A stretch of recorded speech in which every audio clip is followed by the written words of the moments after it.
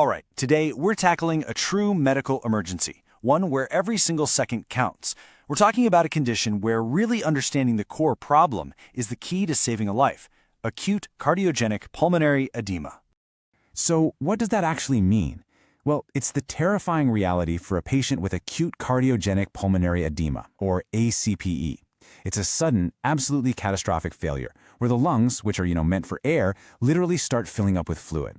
Our goal over the next few minutes is to break down exactly how and why this happens. At its heart, pardon the pun, ACPE is basically a plumbing problem, a critical backup in the whole circulatory system that essentially turns the lungs into a flooded basement. Let's take a closer look at the forces at play here. Okay, so this slide might look a little technical, but it really boils down to a delicate balancing act.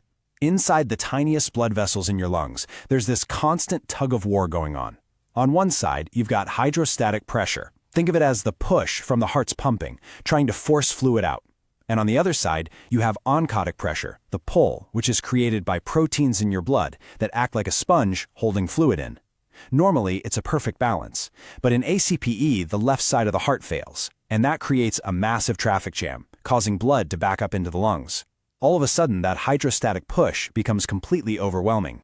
And here's the consequence when that balance is shattered. The push just completely overpowers the pull.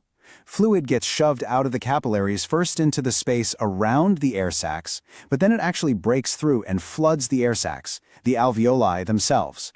This is why patients say they feel like they're drowning, because, well, they literally are, from the inside out. This creates a severe shunt, which just means blood is passing through the lungs without picking up any oxygen at all. Okay, so we've got the what down. The lungs are flooding. But the big question is why? Why does the pump just suddenly fail like this? Let's dive into some of the most common acute triggers.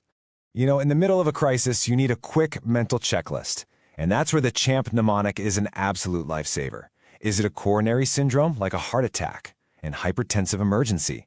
Maybe an arrhythmia, like new-onset AFib? Or could it be an acute mechanical problem, like a blown valve? Or even a pulmonary embolism? Figuring out the underlying cause is so crucial, because it's going to guide your treatment down the line. Now, a patient doesn't just go from stable to full-blown respiratory failure in an instant. It's a progression, a cascade, and it's all tied directly to the pressure that's building up inside the heart. This timeline lays it out perfectly. It all boils down to one number: left atrial pressure, or LAP. As that pressure starts to climb past 18 millimeters of mercury, you're in stage 1, interstitial edema. Fluid starts to leak into the tissue around the air sacs. But when that pressure surges past 25, well, the floodgates open and you hit stage 2, full-blown alveolar edema. And this is the classic textbook sign of stage 2. When you see a patient coughing up pink, frothy sputum, it's a dramatic, unmistakable confirmation. It means that fluid, red blood cells, and air have all been churned together inside their alveoli. It's a sign you just can't miss, and it tells you things are severe. Okay, let's switch gears. Let's put ourselves at the bedside. You get that urgent call, your patient is in serious distress. What are the key signs and symptoms that should make you scream, "This is acute cardiogenic pulmonary edema"? Your patient is going to describe a feeling of profound air hunger. They'll be sitting bolt upright, unable to lie flat. That's orthopnea. They might tell you they woke up from sleep gasping for air, which is that classic sign we call paroxysmal nocturnal dyspnea, or PND. When you listen to their chest, you'll hear crackles in their lungs, and you might even hear a distinctive S3 gallop. That's the sound of blood sloshing into an overfilled, failing heart. All right. Now, this is one of the most important assessments you can make right at the bedside. It's all about perfusion. How well is blood getting to the rest of the body? A quick check. Feel their hands. Are they warm? That's the warm and wet profile. They're congested, yeah, but the pump is still moving blood around. But if their skin is cold and clammy, you are in cold and wet territory, and that is a very ominous sign of cardiogenic shock, which means the pump itself is starting to fail. A chest X-ray can paint a really vivid picture if you know what to look for. You'll see something called cephalization, where blood vessels in the upper parts of the lungs get all engorged. You might spot those thin, horizontal Kerley B lines at the edges of the lungs, a telltale sign of interstitial fluid. And in really severe cases, you get this classic bat wing appearance from fluid filling up the central part of the lungs, often with pleural effusions too. But let's be real, you don't always have time to wait for a formal X-ray. And this is where point-of-care ultrasound, or POCUS, is a total game-changer.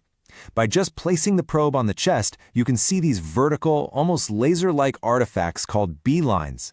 Seeing more than 3 of these comet tails in a few different spots is a super rapid, highly sensitive way to confirm pulmonary edema right there at the bedside. Okay, diagnosis is locked in. Now it's time to act, and act fast. The goal here is pretty simple. We need to reduce the workload on the heart and get oxygen back into the blood. And the LMNOP mnemonic is our structured rescue plan. So, this is our action plan. LMNOP. That's Elastics, morphine, nitrates, oxygen, and position. The core strategy is really a two-pronged attack. First, we want to reduce the amount of blood returning to that overwhelmed heart, what we call preload reduction, and second, we have to get more oxygen into whatever blood is circulating. But wait, before you even think about reaching for meds, there are 2 things you need to do immediately. First, sit the patient upright. Let gravity help you out by pooling blood in their legs away from their lungs. Second, get them on non-invasive ventilation like BiPAP or CPAP. The positive pressure does 2 incredible things. It physically pushes fluid out of the alveoli, and it helps reduce that preload. This move alone can often prevent the need for intubation. Now we need to talk about the M in LMNOP because this is a big one. For decades, morphine was a go-to drug. But listen up, it is no longer routine. We now know it can cause respiratory depression and drop the blood pressure, which can make a really bad situation even worse. Its use is now pretty much reserved for very specific cases like extreme anxiety or pain, and only with incredibly close monitoring. So if morphine is out, who's the real hero here? Well, especially for that flash pulmonary edema caused by a hypertensive crisis, it's nitrates. Hands down. Nitroglycerin is a powerful venodilator.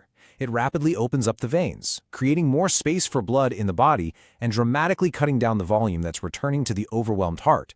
It is the fastest way to turn the tide. So you're doing everything right, you're running the protocol, but then you glance at the monitor and your heart sinks. The blood pressure is tanking. Let's say it's 85/50.